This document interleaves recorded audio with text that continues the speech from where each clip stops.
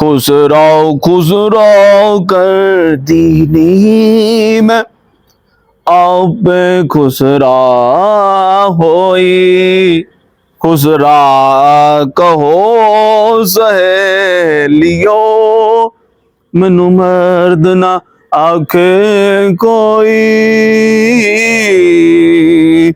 शायर दी रूह नाल माजरत नाल अज गल करांगे खुसरियां दी। खुसरा बड़ा ही सोथरा लफ्ज खुसरा जो भी बंदे दे ज़हन च आंदा ते एक खास शख्सियत बंदे दे ज़हन च आंदी है। खुसरे सवाए गमी दे हर जगह पाए जाते हैं। मंगनी ते बरात ते वलीमे ते अकीके ते खतनिया ते बाद का जनाब दिन दिहाड़ ते साडे बूहे मल के बैठे हुंदे ने। खुसरियां दे अपनी जुबान अपने अंदाज अपने तवार ते अपने तौर तरीके हुंदे ने। खुसरे जनाब अगर कोई इन्हां नाल प्यार नाल गल करन ते कहणगे तू साडे नाल दा आ, ते जे कोई गुस्से नाल बोले तो कहणगे खैर खैर होवे बाबू तेरी खैर होवे हैं।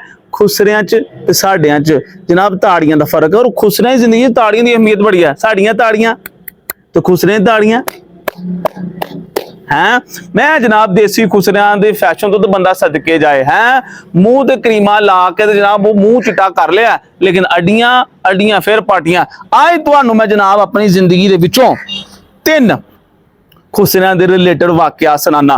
पहला वाकया सुनो। मैं जनाब MA दे पेपर देन दिया ते गर्मी बड़ी, मैं वापस घर जान दिया रोड ते पैदल ते जनाब मेरा उत्ते ध्यान पिया ते खुसरे बैठे थे। मैं सोचा कि यार इन्होंने भी बड़ी भुख लगी दी होनी है तो क्यों ना इन्हों का भला करिए। मैं थलो जनाब दर्जन एक केले दे उत्ते चल गया। जिले मैं केले लैके उत्ते गया ते अंदर वड़े ही है तो मैनू समझ नहीं आई। एक खुसरे ने मैनू जनाब खिंच के आउट किया, मैनू कुटन ही पै गया।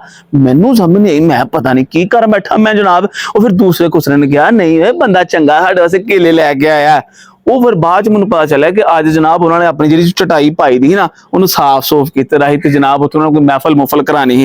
एक चीज तुसीं नोट की होनी है कि जनाब साडे इलाके च खुसरे हवा च ही हुंदे ने। कदी इन्होंने मैं जमीन ते रहिंदे नहीं वेख्या, हमेशा फर्स्ट फ्लोर ते ही पाए जाते हैं। एक दिन जनाब दूसरा वाकफ सुन। एक दिन साडा एक बेली उन्हें कहा कि मेरा फलाना खुसरा वाकफ घर है तो आओ उन्होंने मिलन चलीए। असीं क्या चलीए, असीं चल गए मिलन भाई उन्होंने दवा सलाम लैन दिया तो मैं मेरा की काम है। तो मैं बालकनी जा खलो गया, इंज करके मैं टेक ला लिया।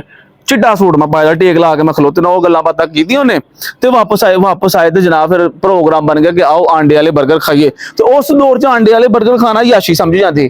असीं जनाब आंडे वाले बर्गर खान चल गए तो पूरा शहर जनाब पैदल असीं गाता फिर थक गए। घर दे लागे मैं पहुंचे तो किसी बंदे ने मैनूं दस्सिया कि मलक जी तुहाडे ते जनाब पछवाड़े ते खून लगे दा। मैं पिछे वेख्या तो वाकई खून लगे दा। मैं डर गया, मैं अरे की होया। बाद बड़ी तहकीक करन तो बाद पता चलिया कि वो खून है नहीं जनाब पान दा थुक ही। और नेरा ही जिथे मैं बालकनी चेंज करके टेक ला के नहीं खलोते दा है उत्थे जनाब किसी ने थुके दा ही तो मैनूं पता नहीं। तो मैं उत्थे टेक लाई तो पिछे खून लग गया। खैर जिथे मैं गेदा सी ਉਹਦੇ सामने एक और खुसरियां ਦਾ डेरा है। उत्थे असीं गए तो उत्थे एक बड़ी सोहनी कुड़ी बैठी थी। आए हाय हाय हाय हाय तो रस मलाई खिलाए। तो थोड़ी देर बाद मैनूं एहसास हो गया कि कुड़ी है नहीं जनाब। लेकिन मैं कहना एडी सोहनी कि जिले थले उतरी ना तो असीं उहदे मगर उतरे। सालां साल बाद मैं जनाब फिर उस डेरे ते अपने यार नाल गया तो मैं पूछया कि जनाब पिछली बारी आए ही तो इत्थे एक कुड़ी हैगी रस मलाई खाण दी। तो उन्होंने दस्सिया कि जनाब वो हुण जनाब तबलीग ते चल गई थी। तो उत्थे जनाब मेरा दिल बड़ा खुश होया। तो वो एक पढ़े लिखे बंदे की गल मेरे ज़हन च आई। दा तर्जमा सुने कि जिहड़ा हर बजुर्ग दा एक माजी हुंदा है ते हर गुनाहगार बंदे दा एक मुस्तकबिल हुंदा।